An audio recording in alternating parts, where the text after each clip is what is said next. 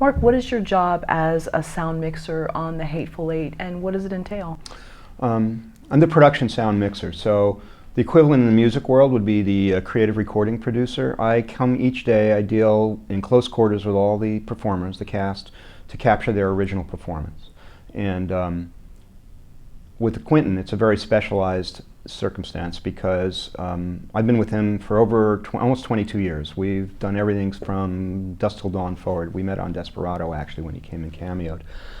And Quentin's the only director I've ever worked with where we've never replaced a single word in post-production on any film we've done together. It's a unique situation, and it has to do with what we do, but also in conjunction with his commitment to capturing the performance he sees that day, and that's going to be in a movie, period. So that's what I do. I capture those original performances. Interesting. And what is the reason that he doesn't want to change a word? What he wants that authenticity of that first. Can you tell me a little more about why it's specifically done like that? He believes it's part of his process. It's pretty much old school too. He believes in the work that happens on the day. For example, there's no video village on a Quentin show. There's no video assist. Quentin's in the room. He's sitting at the camera with the actors side by side right there, just like we're sitting here right now.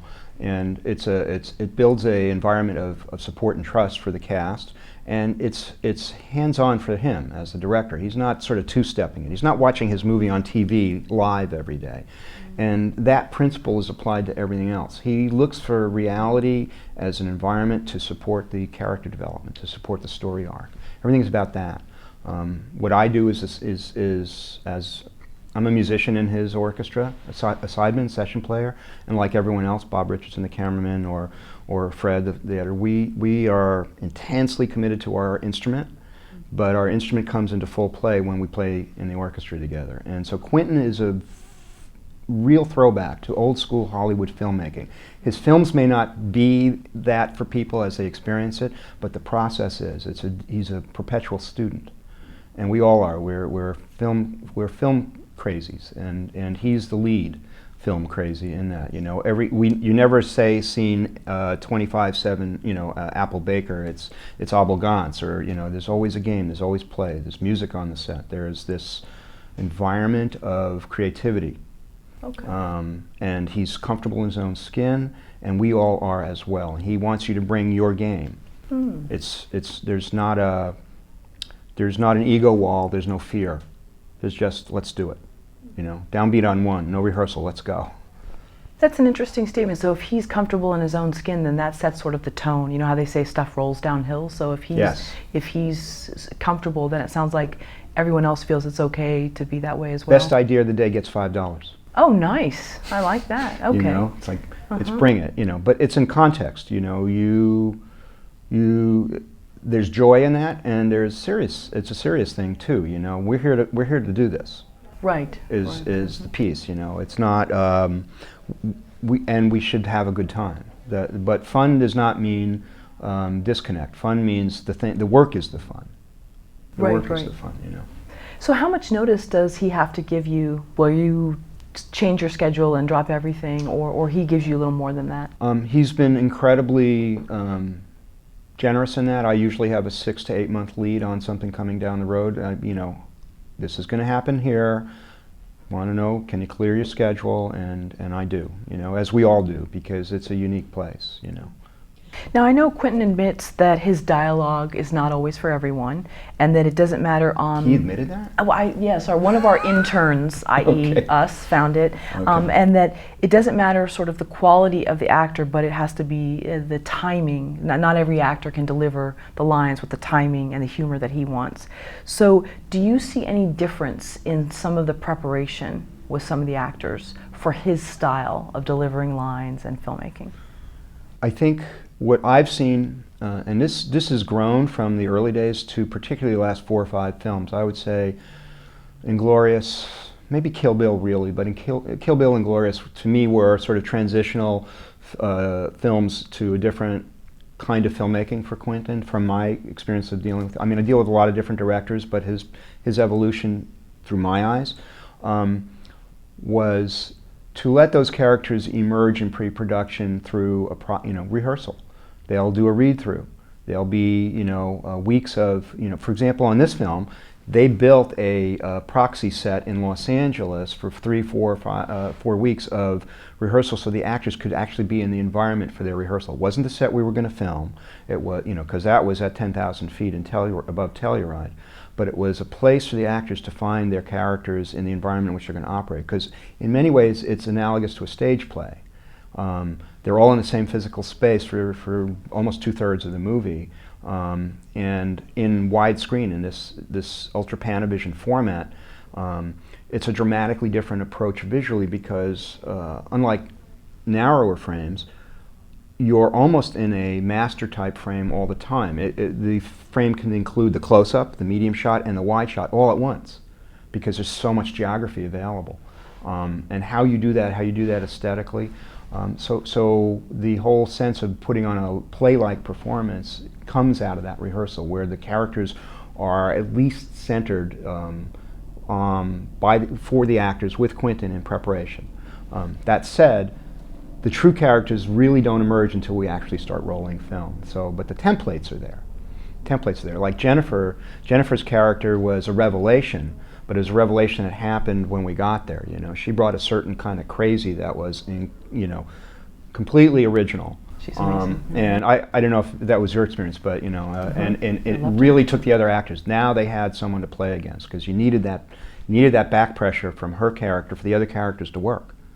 And he knows that. He's got great instincts about that. I love what he does with casting, and particularly how the ensemble. There were no egos on this set. Okay.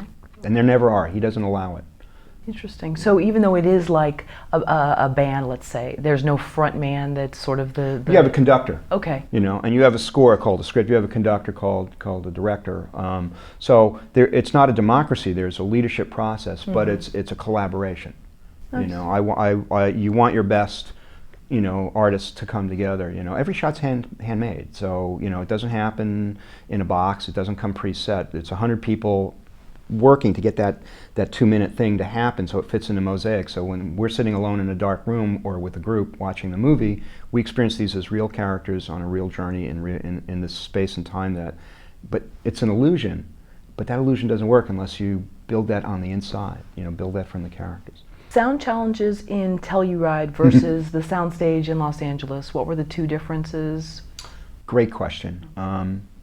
Very different situations, very different. Telluride was all real environment, First, we went there for snow, but had no snow for a really long time, and so we had to compensate in terms of what we would shoot when. We'd go inside more than we had planned to originally, those kinds of things, or create snow. And there's 30 different ways of creating snow mechanically, and each one has its issues. And from our side, they're audible. So how you deal with that is in pre-production, a lot of conversations, different kinds of fan configurations. The diameters of tubes that blow have to be wider. The pumps that blow them have to be further away. So all of the minutia of that prep has to happen so that when you're there and on the day, your focus is on this, not that, so that your focus is on the performance and capturing that. So in Telluride, you're above 10,000 feet, so oxygen, everybody's weeks before they adapt to the altitude. You're in sub-zero. When you get to work each morning, it's between -10 and -20 before the sun has hit the sky, and at the warmest part of the day might be 10 or 15 degrees Fahrenheit. You're going to locations that are not normally accessible on foot, or if you would drive to them, you'd ruin the snow that has to be in the shot. So you'd go to a drop-off point and be on a snowmobile to another point, and then you'd hike up a ridge, maybe a quarter of a mile, with your gear on and packed on your back, and you'd get up there and settle in, and everyone times 100 because you're doing that, but so is everyone else. Crane parts and just or they're in there the night before. So the logistics are like intense, very intense, and they're intense in an environment that's very challenging to your body.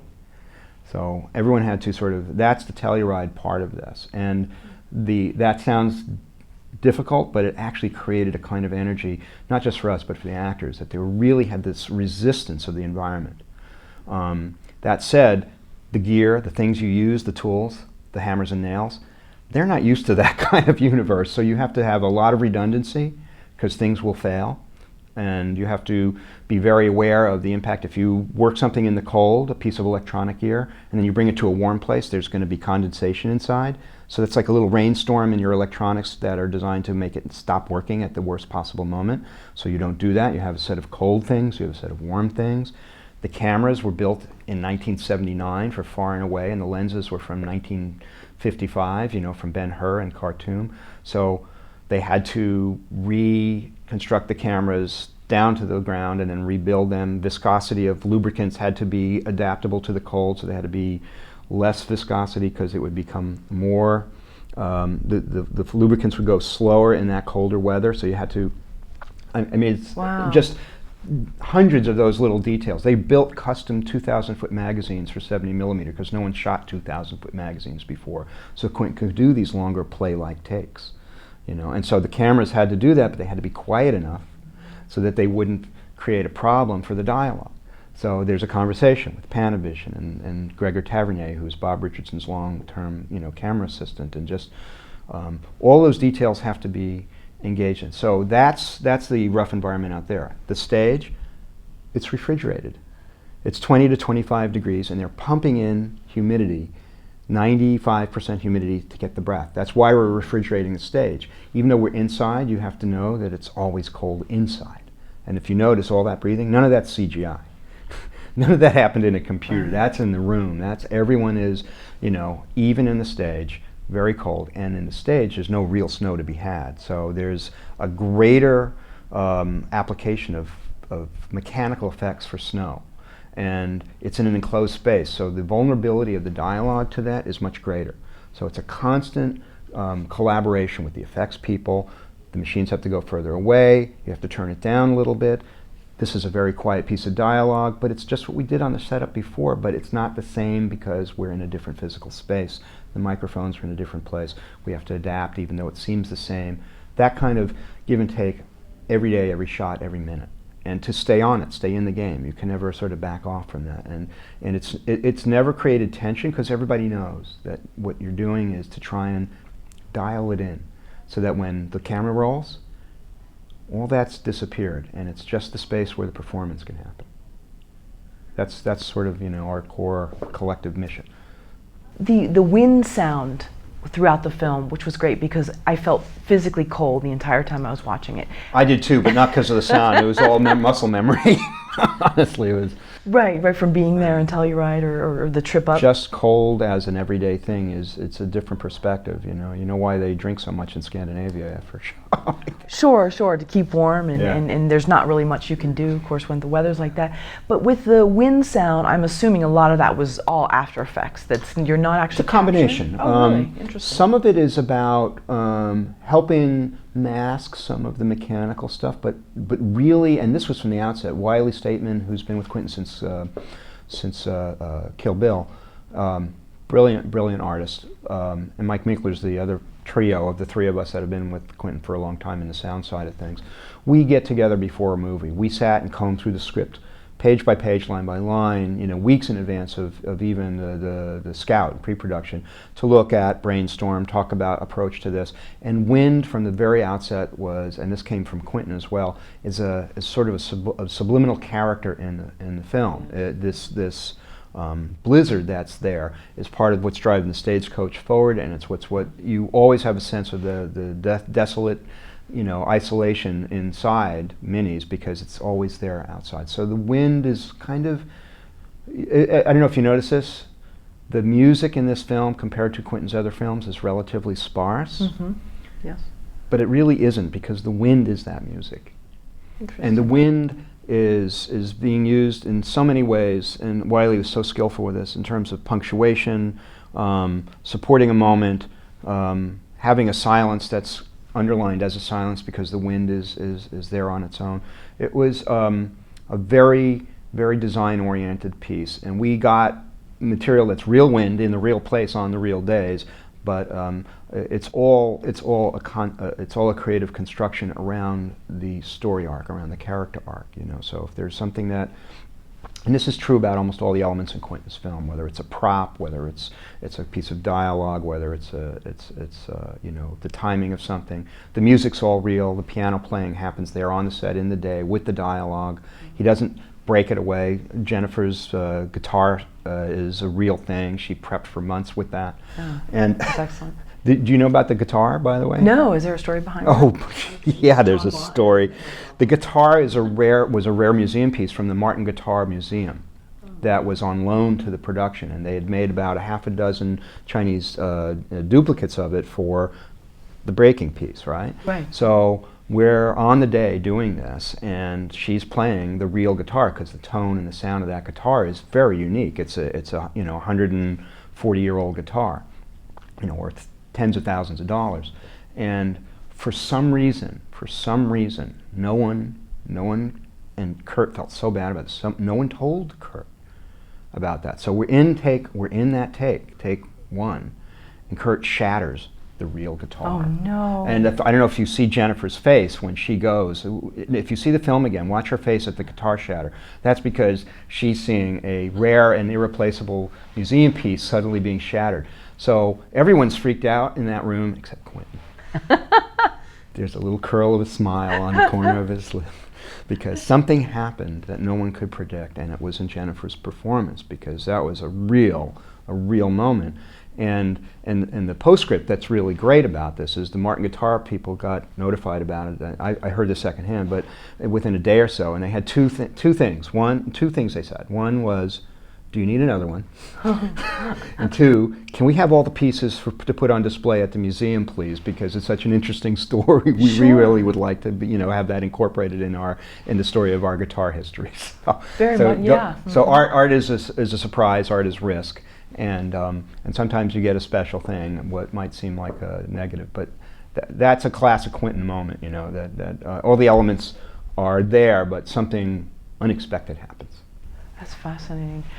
Capturing sound, what are you using? At some point, are you lav micing people? Is it, you know, like, how is this working? My tools are like hammers and nails. Okay, I have a broad palette of things, and I make selections that have to do with the tonality of the actor.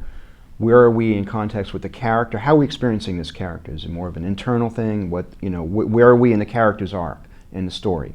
So I use all the traditional tools. I'll use a Japanese mic called the Sanken for boom work frequently, and Sheps and Neumanns, and I use a Danish lavalier a lot, made by DPA, and also Japanese Sanken lavaliers and other tools. Many different mics. That doesn't cover it, but it's not about technique. It's about context. So I do, and I teach on this.